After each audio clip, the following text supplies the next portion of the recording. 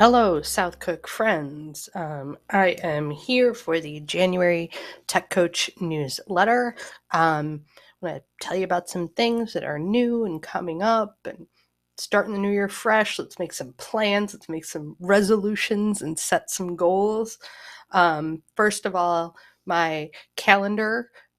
Please get in there and book dates. It seems like the more the year goes on, the more in demand my time gets to be. So please, please, please reach out if you can't find a time and plan ahead. Uh, Also, I get teachers sometimes that say, hey, I want to work with you, or help me with something, but I just don't know what to do. So every month I like to come up with like a little topic or idea of something we can work on. Last month was Hour of Code, Computer Science Month. This month, I'm feeling a little graphic designy. I'm feeling a little artsy, a little visual design here. So let's take a look at tools like Canva or Adobe Express and see what we can do. Let's make some pictures, some visual aids, some graphic organizers. Adobe Education, Adobe Express does come up with a monthly creative education challenge. They've actually just released their January one, but they've also archived all of the challenges from the previous year. So those are like projects that we can they don't have to be time sensitive. The reason why they would be is because they do allow you to share publicly and you can win prizes. But there are all these project ideas that, let me know. Be like, hey, Jen, I want to do this logo thing. And, we can make it work. So other current news and information. I am a big podcast listener. I don't know if y'all are, but I have a pretty significant drive back and forth to work every day. So I do listen to a lot of podcasts. I actually just got to be a guest on Art Ed Radio, which is the podcast for the art of education. And I got to talk with Tim, who does the podcast. We've worked together several times, so we're talking all about technology and creativity. I am going to be presenting at their upcoming winter conference, doing some PD on Chromebooks in the art room and things you can do. But if you're interested, you can check out that podcast. A couple other interesting ones to listen to that are education related.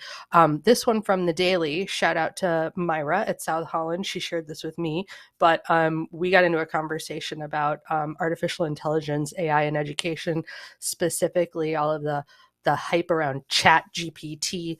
And you can listen to a little discussion about that on the daily podcast. And then if you haven't listened to the Sold a Story, more of a serial podcast, all about reading curriculum. And being that I'm not an ELA person, I did not know a lot of this stuff. I found it very interesting and I was left with a lot of questions. So if you're a reading specialist, an ELA person, this is your jam, hey, maybe schedule a time just so we can have a discussion about it, because I got questions, maybe you got answers or opinions. So some Google stuff that's fun to share. One is these are both extensions that you can add. One is the stop motion animator. So if you're interested in doing some little stop motion animations with your Chromebook, this is something you can add to make that happen.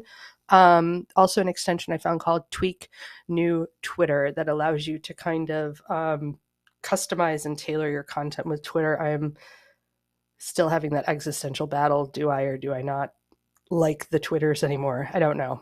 I don't know. Some resources for you this month. A whole group of digital escape rooms. If that's something you want to try, again, if you need help, let me know.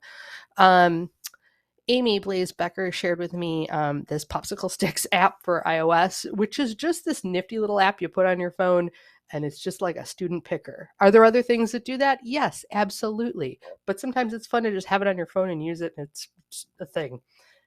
Try it out.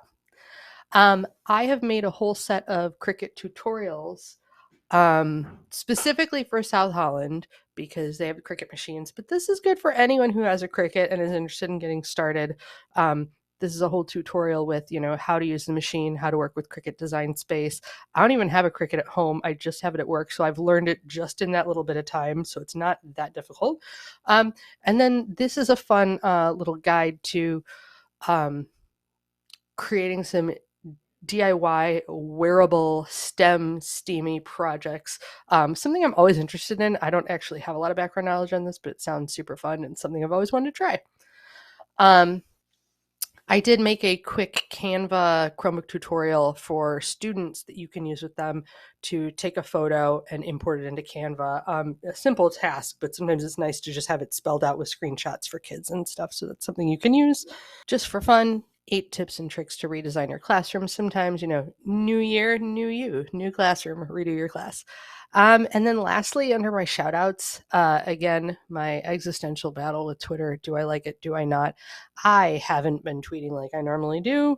Um, and from what I can tell, neither have you. So I'm going to share some pictures from the past month.